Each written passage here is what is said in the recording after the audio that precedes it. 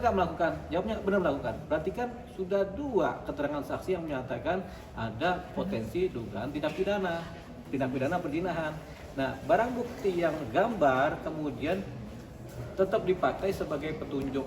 Tapi dia tetap barang bukti. Kenapa dia tetap barang bukti? Karena ini berbicara tentang CCTV. Semua CCTV dalam bentuk apapun juga itu untuk menunjukkan adanya adegan atau adanya suatu peristiwa. Gitu gunanya CCTV kan untuk menggambar atau merekam peristiwa. Nah, setiap peristiwa menjadi barang bukti. Gitu. Apalagi kalau ada peristiwa pidana, menjadi bukti pidana. Ini CCTV ini kan didapat dari mana? Bisa didapat lewat permintaan langsung, bisa didapat karena sesuatu hal yang memang kalau mereka bilang dianggap melanggar undang-undang karena illegal access kan. Ini masih diragukan illegal access ini. Siapa yang bersalah atau bagaimana proses pengambilannya masih diragukan karena selalu ketika akses ini diambil, CCTV ini diambil, tentu kan ada paspor. Siapa yang tahu paspornya? Ya tentunya orang-orang dalam juga yang tahu paspornya kan. Bisa si Inaranya, bisa si Virgunnya, bisa perintah Virgunnya gitu. Jadi ini masih nanti, tapi yang jelas faktanya ada perzinahan yang terjadi. Tingkat pertama dengan bukti CCTV, tingkat kedua dengan bukti adanya saksi. Saksi ini saksi para pihak ditambah saksi pelaku. Tentunya saksi pelaku sudah ditanya tuh, benar nggak? Jawabannya kan benar, sudah melakukan. Nah, 2 ini cukup untuk menunjukkan adanya suatu indikator dugaan pidana perzinahan. Nah, ini perkara jalan terus, nggak bisa dihentikan karena ada keadaan lain begitu. Tapi belum ada panggilan ke terduga pelaku sendiri bang, baru si keterangan saksi sama si CCTV itu sendiri. Ya, itu kan nanti begitu juga ujungnya. Jadi sekarang ini mungkin si Inara sama si Insanul belum dipanggil, tapi ketika mereka berdua dipanggil, tentunya pertama kan jadi saksi dulu mereka. Ketika jadi saksi mereka akan ditanya tuh, benar gak melakukan? Jawabnya apa? Kalau Inara, pasti jawabnya benar melakukan. Si Insanul juga ditanya, benar melakukan? Jawabnya benar melakukan. Jadi ya sudah, ketika mereka menjawab itu benar-benar melakukan, berarti kan terjadi dugaan tindak pidana dengan dasar keterangan mereka sendiri. Itu nanti. Tapi setiap perkara pidana tidak boleh dihentikan karena ada suatu keadaan tertentu, kecuali ada keadaan yang memang benar-benar tidak memenuhi unsur atau tidak ada buktinya, baru dihentikan itu perkara. Tapi sepanjang ini ada buktinya, ya jalan gitu. Sama kayak kita misalnya di suatu supermarket ada CCTV, ada orang mencuri. CCTV ini bisa diambil tanpa izin oleh polisi, oleh siapapun juga yang menunjukkan adanya suatu peristiwa begitu. Jadi dominan illegal access nggak dapat karena ada tindak pidana. Apalagi kalau tindak pidana pembunuhan yang dimana CCTV-nya melihat mau CCTV itu tetangga atau sisi manapun juga wajib menyerahkan adanya tindak pidana pembunuhan. Misalnya di suatu gang terjadi pembunuhan, kan CCTV yang punya rumah kan diambilin semua tuh begitu. Jadi itu kewajiban hukum dari pemilik CCTV untuk menyerahkan, nih buktinya ada ini, begitu. Kalau mereka nggak ngasih malah nggak bisa, mereka bisa kena pidana juga, begitu. Sama juga dengan kasus ini. Jadi kuncinya barang bukti ini adalah CCTV, di mana CCTV kegunaannya adalah untuk merekam suatu peristiwa, baik peristiwa biasa maupun peristiwa hukum. Tapi CCTV adalah untuk mengecek suatu peristiwa hukum kan, makanya dipilih CCTV. Begitu, itu gunanya CCTV itu. Jadi bisa diambil kapanpun juga oleh siapapun juga yang menunjukkan adanya dugaan tindak pidana. Gitu. Bang, berarti penekanan tadi dibilang penyidikan bisa ditunda kecuali 2 perkara tadi, tidak ada barang bukti sama apa tadi Pak? Jadi gini, pemeriksaan itu ketika buktinya tidak memenuhi unsur ya dihentikan, bukan ditunda lagi. Dihentikan. Kalau ditunda, kalau memang nggak ada bukti, suruh cari dulu bukti kan, tunda dulu deh sampai ada bukti-bukti baru kan begitu, petunjuk bukti baru. Tapi kalau buktinya udah ada, ngapain ditunda? Begitu. Kasihan si korbannya kan mawa ini kan, dia kan harus punya kepastian hukum juga.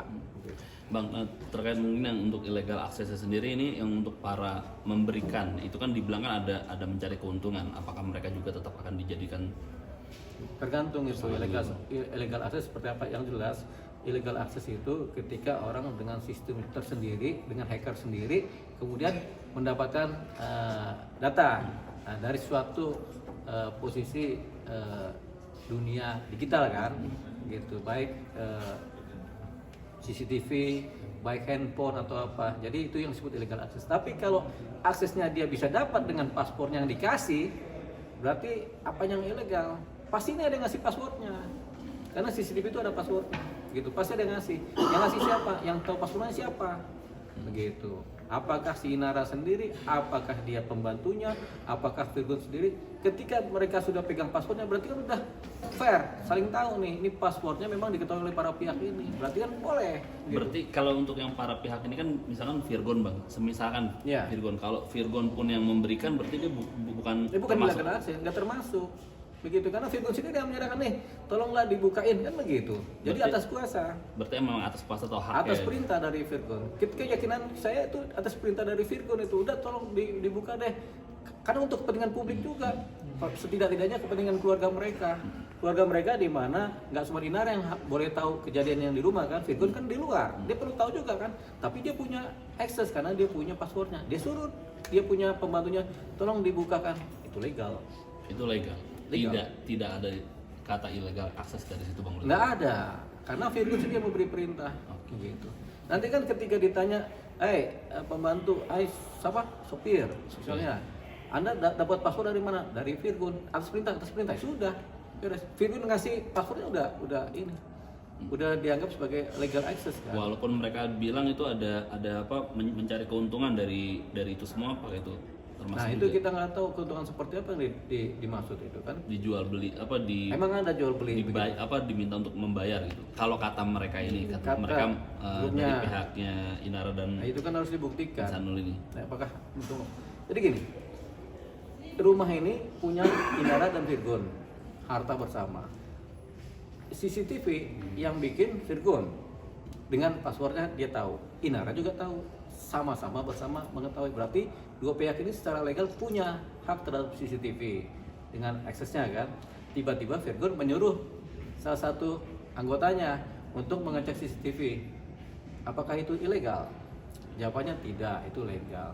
Ketika dia dapat legal, tentunya kan si ini cuma ngasih ke Virgon. Kemungkinan besar begitu. Karena nggak mungkin ngasih ke Mawar, nggak kenal. Virgon kenal sama Mawar, tapi anggotanya nggak kenal sama Mawar kan. Tentunya lewat Virgon lah dikasih ke Mawar. Itu kemungkinan besar kejadian seperti itu. Jadi kalau itu yang terjadi, ya legal aja. Kenapa? Karena ada kuasa baik lisan maupun tulisan dari Virgon kepada anggotanya untuk mengecek CCTV. Kepentingannya apa? Tadinya hanya kepentingan Virgon, keluarga, supaya mengetahui sejauh mana kehidupan anak-anaknya kan. Tapi ada begini, Virgonnya sebel mungkin, dikasih tahu sama keseberang kan, ketuanya Mawar kan, begitu. Kalau Yang menarik lagi bang, kemarin dari kuasa hukumnya Ahmi sendiri sangat geram bang, karena kan berarti sudah naik lidik ke penyidikan. Namun kan juga dia melaporkan illegal access. Harusnya menunggu dulu kepastian soal illegal access yang sekarang lagi di proses Mabes. di Mabes. Nah, aku melihatnya gimana sih? Karena kan dua RP yang berbeda kemarin ini satu illegal aksesnya yang dilaporkan oleh Dilaporkan. Inara. oleh Nara, yang satu lagi. Mawar ke Polda Metro Jaya. Nah, Aha. Polda Metro Jaya tidak lidik ke penyidikan. Oh, ini pasal persidangan dengan masalah illegal access. Harusnya kan dia nunggu dulu dari Mabes dulu bang kepastian hukumnya. Nah, Abang melihatnya gimana? dua-duanya boleh paralel.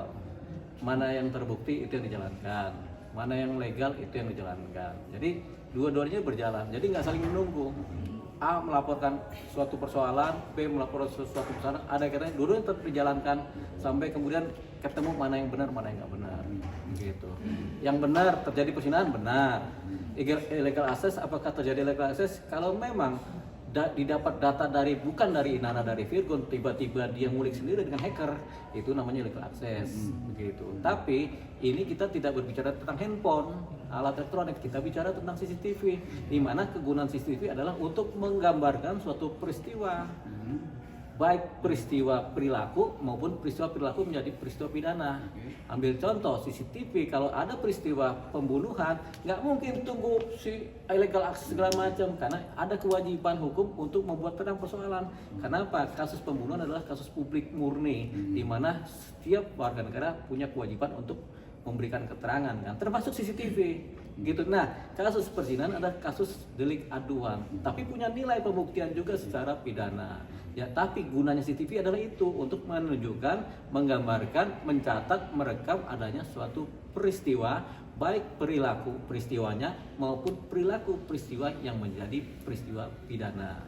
Jadi Gitu. proses laporan apa itu ke Polda Metro Jaya karena bukti barang. Betul, boleh berbarengan. Perzinahnya jalan diperiksa, illegal aksesnya diperiksa. Illegal akses bisa terbukti, bisa tidak terbukti karena ada dasar pembenar. Iya. Nah, perzinahan tetap berjalan, pasti terbukti. Kenapa? Karena ada faktanya sudah terjadi dalam rekaman CCTV kan. Ditambah nanti keterangan saksi. Saksinya siapa? Para pihak yang menjadi saksi dari keluarga maupun keterangan saksi nanti dari Inara maupun keterangan saksi dari Insanul. Dua-duanya saksi terlapor. Nanti ketika ternyata mereka sudah ngaku menjadi tersangka. Ini kan sudah naik ke penyidikan. Artinya apa? Kasus perzinahan sudah ada 2 alat bukti yang cukup. Unsurnya sudah memenuhi, jadi naiklah ke penyidikan. Masalah nanti dipanggil kapannya itu urusan dari pihak penyidik.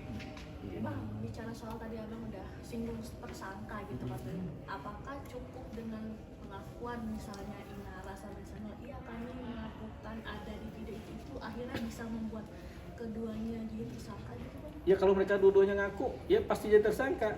Kenapa? Karena mereka tidak dalam perkawinan sah dan salah satu masih terikat dengan perkawinan dengan pihak yang lain kan.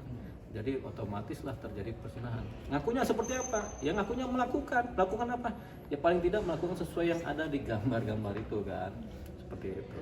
Itulah yang disebut perzinahan. Kalau jadi mereka berdalih nikah siri itu nggak bisa di Nah, begini, dalih nikah siri sendiri itu sampai sekarang belum jelas. Nikahnya kapan, sirinya kapan, begitu. Kan ditanya di nada, nikah sirinya kapan? Sampai sekarang tanggalnya pun nggak pernah ada. Siri yang dipakai juga kita nggak tahu siri apaan kan begitu. Nah, tapi ini bukan 2 kata yang berbeda, nikah dan siri bukan. Tapi nikah siri itu satu paket kosa gabungan kata yang kemudian menunjukkan suatu keadaan yang berdasarkan nilai-nilai agama. Tapi nikah siri itu boleh sebenarnya. Nikah siri boleh dengan unsur-unsur yang mengesahkan, misalnya ada nikah siri itu ada orang tua yang menjadi saksi, ada walinya juga misalnya, kemudian ada yang menontonnya juga atau yang sebagai tamu-tamunya, ada juga pengesahan atau izin dari istri terdahulu yang sah. Itu baru nikah siri jadi sah secara agama, tapi belum sah secara hukum negara begitu. Nah, tapi ketika nikah siri ini kemudian dipersandingkan dengan kekuatan istri sah atau pasangan sah dalam perkawinan, nikah siri ini langsung jeblok, nggak punya nilai. Karena nikah siri yang tidak tercatat dalam catatan sipil negara dianggap tidak terjadi nikah siri. Zinah gitu jatuhnya Bang. Nah, ini nanti kelihatan menjadi suatu hal yang bahasanya sinah. Kenapa? Karena hubungan ini tetap ilegal bagi perkawinan yang sah.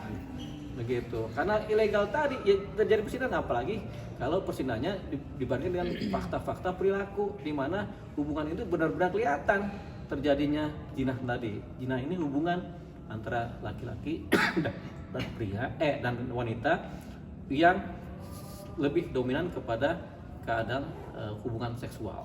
Walaupun Tapi dari pihak ancamannya mungkin untuk kasus Kalau KUHP lama 9 bulan. 9 bulan. KUHP baru mungkin sama juga. Iya. Nah, tinggal dicek itu. Tinggal mana yang paling menguntungkan. Sebenarnya lebih menguntungkan KUHP lama. Karena di situ ada terkait dengan persoalan keperdataan ya. Tapi kita lihat saja nanti perkembangannya apa. Yang jelas ketika sudah dikode dari penyelidikan menjadi penyidikan, kata sidik ini menunjukkan sudah adanya unsur-unsur pidana yang berkemungkinan terjadi dengan saksi-saksi dan bukti-bukti yang dirasa sudah mulai cukup. Oke, tapi dari kuasa hukumnya